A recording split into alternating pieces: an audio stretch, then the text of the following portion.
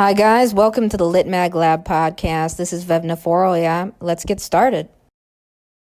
So, previously on the podcast, I discussed a little bit on what it's like being a poetry reader or behind the scenes. So, yeah, again, to really get the gist of a role or anything, whether it be volunteer or not, you really have to, take it on and take on the task to really understand and grasp it. And for some, when they do poetry reading, it's the same thing about like a new job or anything. If you end up not liking it, it's not the end of the world. If it's a volunteer role, you can always, look at other, volunteer roles. There are tons of other ones on a lit mag or journal or team, there are proofreading roles, editorial, assistant roles, other roles, so managing social media, things like that.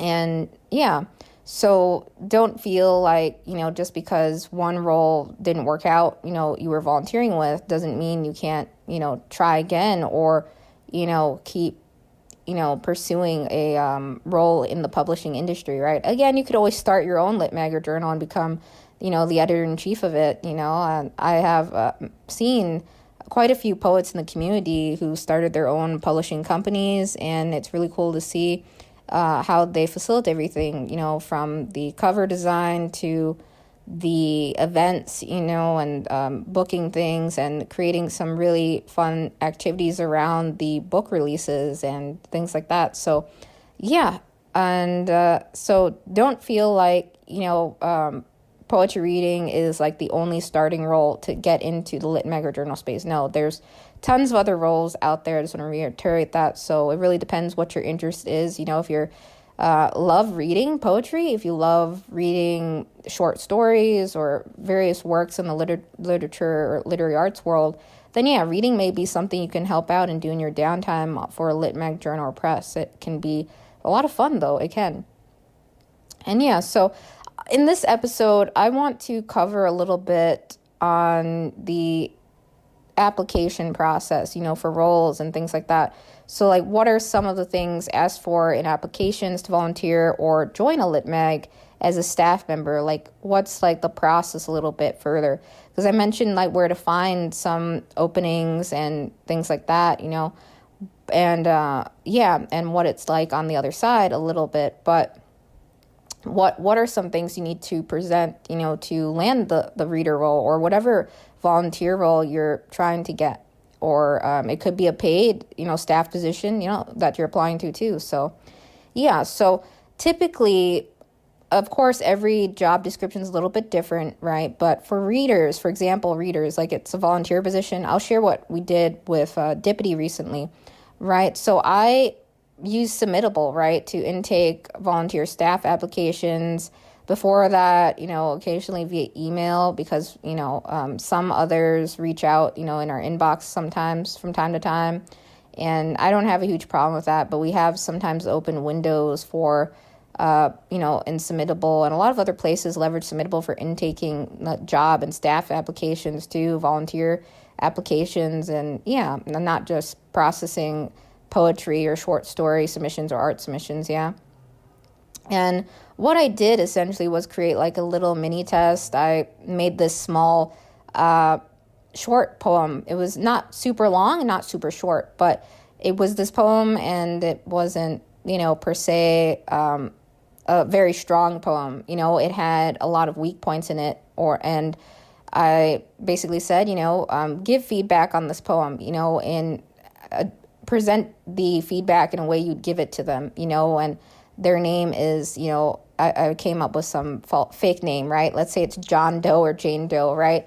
And they have this poem, how would you send feedback to them in a Word document, right? So that is a fairly new thing I started doing beforehand. We didn't really have that for volunteer roles, and I think that really helped, on the selection process. But sometimes, poetry magazines, literary journals, right? They can only have a certain number budgeted for like seat plans and things like that on their team with the submission management system that they have too. because sometimes there are limitations there. And but I think that helped. So sometimes, you may see a test like that, for some lit mags and journals and presses where they say, how would you give feedback on this poem? Or, we want you to score these poems. They may present a set of poems to you and you have to give them a score, or some places say, a thumbs up or thumbs down.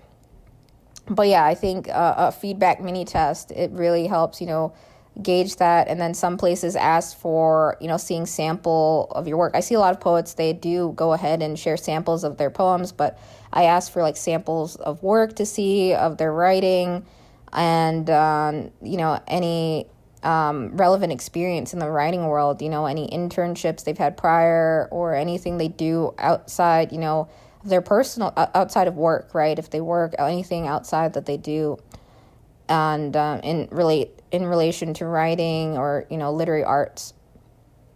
So before that, we had, several volunteers drop off, and it was partly due to life events and then partly due to communication and things, so just falling off. And I'm totally understandable at life events again. So when you're expressing interest to a role and things like that, mainly just focus on, your relevant experience, get a cover letter drafted. And it doesn't have to be too extensive, but make sure that you look at the masthead or the staff and address, typically the founding editor. And don't just say, hey, or yo, I'm interested in reading because I think you guys are cool. Don't just say that. You definitely don't just say that. Do research on the place you're applying to, and, make sure, you take the time to state what you like about that lit mag or journal, or why you're interested in the role, and what you're hoping to, get out of the volunteer experience. Some places have, 1 year, 2 year commitments, and they want to see their volunteers stay on long term even. So, it's good to maybe reiterate, your availability or things like that very briefly, but mainly just focus on your relevant experience. And if they ask for work samples, totally provide that. You may even want to provide samples in advance, and things like that. With any writing role, especially if it's a writing position on a staff, you're managing content, editing, or anything like that, or helping with social media, they may want to see, links to your portfolios or your website. It's beneficial to have one, in the writing world, your own personal website, or examples of projects you've worked on. Things like that are very, very cool to see, and should definitely be shared. So, I've seen some poets substitute, their resume with LinkedIn. It's not a huge deal, for a volunteer role like that, but it's nice to see others take the time to draft a cover letter, customize it, read about the masthead, the publications, and to see an indication that they followed it, or to see that they do truly care about writing, seeing any things they've worked on in the past, in the writing world, any writing products they created, whether it be, a self-publications even, or anything like that. It's cool to see that. And I think with volunteer roles and any internships and apprenticeships, it's really about opportunities to gradually learn and grow and ease into the publication world. Again, there's so many different roles, or reading, being a reader isn't the only way, again, to get your foot in the door to the publication industry. I know some universities and places, they have, ways for students to, check out, the publications that are ran there, and to, shadow even, or to join, and apply and things like that. It's a little bit different, with, I don't have experience, volunteering at a university or anything like that, but I assume, the process is a little bit different. They may have a little bit, with students, if you're a student at the university or college, then you may be able to, it may be a little bit easier. It could be easier, to get a role in some sort, to learn more about the the literary arts journal or magazine, to partake in it. It can be because you're a student there, right? It just makes sense. But yeah, not necessarily always, but yeah, always, share samples of your work. I'd suggest, not a ton, but a couple, 2 to 3. And again, make sure you have a custom cover letter. Same thing that applies with, when you're submitting a poem to a lit mag or journal or place, right?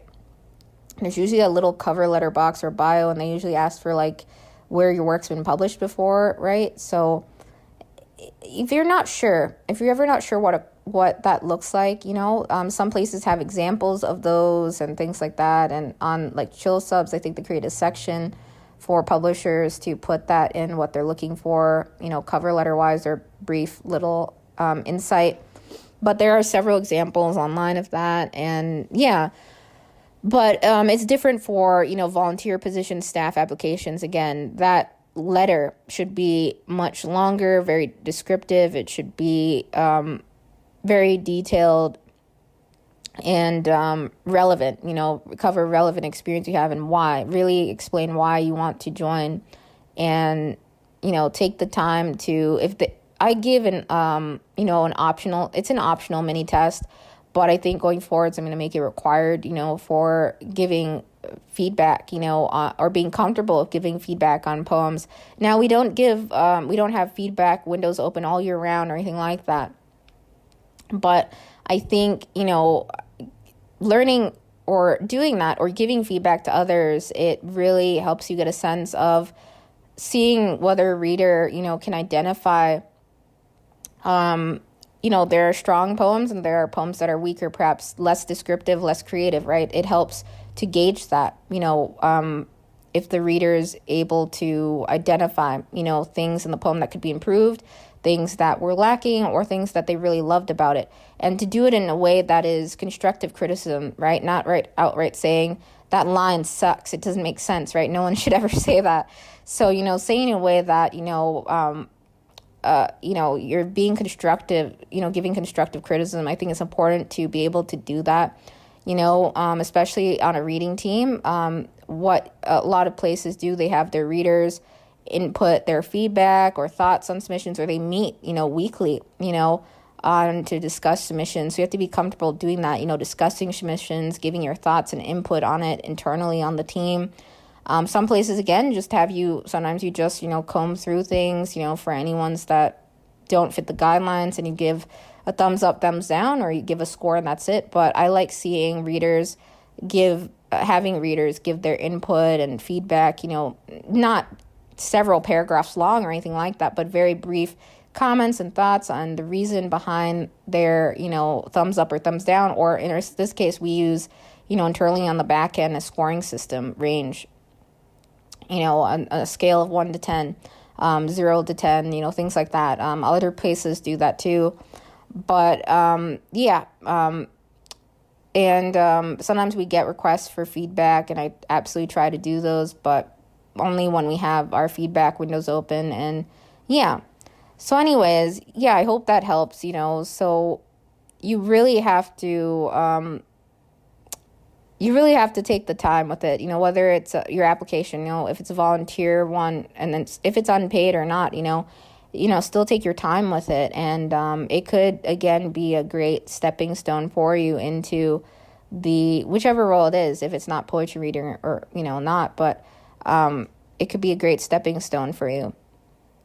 So yeah, poetry readers, especially, I'll reiterate this, but they are vital to a lot of publications because, sometimes places are getting several hundred submissions a month. And I've seen posts online, a little bit on Reddit and other places where people are like, or it could be the founding member or someone on the team, it's like, we've gotten like several hundred submissions and we have so few readers, like 500, 600, 700, 800 submissions a month, in a window. That's a lot. So readers are vital to really help the editor-in-chief, and isolate the submissions that do follow the guidelines, that meet the requirements. And yeah. And of course, every lit mag journal has an acceptance rate, and maybe I'll do an episode on why acceptance rates exist, and things like that. And yeah, but anyways, yeah, poetry reading is something that you may enjoy, if you're ever interested in trying it out. It doesn't only have to be poetry. Again, there's short story readers, there's different types of, submissions, art even, helping pick out photography and art, and, yeah. Processing interviews, audio submissions, things like that. There are other, again, roles and tasks. So I think that's everything. Something that's more so on, after, let's say you get the volunteer role, and usually what they do, or I do too, is have everyone sign a volunteer agreement. So if you're going to start your own lit mag journal and you want to establish a volunteer staff, make sure you create a volunteer agreement that outlines the duties of the role, covers, things like others shouldn't, store any personal information from any submissions on their computer, some security related things there.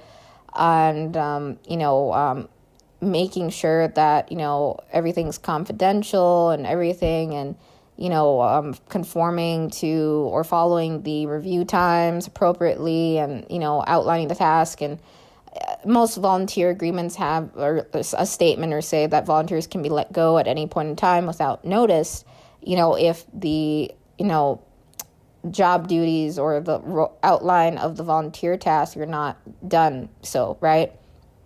So, yeah, again, and you're not locked into like, even if you say, you're able to commit to 1 year, do note that, life events happen and things like that. So it's it's bound to happen. So, yeah, you could always, after a life event or something like that, look at, going back into applying as a reader elsewhere and things like that. Or, yeah, the main thing is, if you ever take on a poetry reader role, again, I'll just say, make sure, if you're a volunteer or a paid staff member or not, just make sure that you're communicative. A lot of places use, Slack, Discord, Zoom for, weekly meetings, or even Google Meet, right? Various meeting apps and things like that. Not all places meet regularly or weekly or at all, barely, because of schedules and the amount of readers they have, some of the ones I've come across. But if there are no weekly meetings, or a extensive calendar system, and it's one's just starting out, you want to make sure that you are asking questions always before doing something you're unsure of. If you're not 100% sure, always ask, in the designated channels. That's so important. So, yeah, so poetry readers, yeah, they help go through the slush pile, as many, nickname that, and the queue. And, yeah, so, again, totally check out, some of the openings. I put a list of places, that typically have mention openings and things like that on the previous episode, and where to find those. There are several other places and some very good newsletters and Substacks out there that closely follow openings and roles in the volunteer world, and both paid positions and some higher up positions like editor-in-chief openings, managing editors, and things like that. And some roles are hybrid, they require you be on site for, X amount of time or X amount of days, and then the rest you work from home. And some are completely remote, so a lot of reader roles are remote. So, it's not too bad. And it's something you can do in your downtime, to help out, a literary publication. So, and gain experience at the same time, so it's a win-win, right? So, yeah. I think that's all. So again, you can find listings directly on publishers' sites sometime, even university ran ones. Usually some places will outright mention, if you're ever interested in volunteering with us, use this email address, fill out this contact form, or they'll have designated windows to apply. Sometimes it's submittable or through their submission management system, or they'll outright post like job listings amongst other, places. Like I've seen ones out, on LinkedIn, Indeed, and things like that. So, yeah, so yeah, just keep that in mind. And if there's ever like some sort of mini test or something presented, it says like bonus points if you complete this, do it, show that you're really interested in the role, and yeah. So, cover letter, resume, and, sharing some samples of your work, a portfolio. It's good to have a website made, and just about your passions, your work, and what you've done thus far. I think it's cool to do that. You don't necessarily need to buy a domain outright. You can just set one up and, and then later maybe get that domain with your exact name, purchased, right? You don't have to do that right off the bat or anything like that, but it's good to have some sort of portfolio established or a site where you build and showcase, your work in the literary realm or, what you're working towards and things like that. Def helps. So, there are a lot of examples online, if you're not sure how to word things always, but always make sure you're as original as possible. And I absolutely love, seeing creativity. That's absolutely something I love seeing, creativity. And so anyways, I hope this episode helped you. And I just wanted to cover that a little bit, the application process and things like that. The interview process for volunteer roles, it's not as extensive. Unpaid volunteer roles, it's not really extensive, as some other roles in the world, right? Where there's like 3, 4, 5, 6, 7 rounds of interviews, right? I've gone through some roles outside of the literary arts world, too, that are several rounds of interviews. And some places, some publishing, houses and some larger ones out there that absolutely do have several extensive rounds of, interviews and meeting the different team members and meet the team, things like that. So, usually there is a test of some sort. In past writing roles I've applied for, there's usually, a writing test, or not so much a writing test, but a proofreading and editing test, right? Identifying mistakes, identifying gaps and weaknesses, and, things like that. So,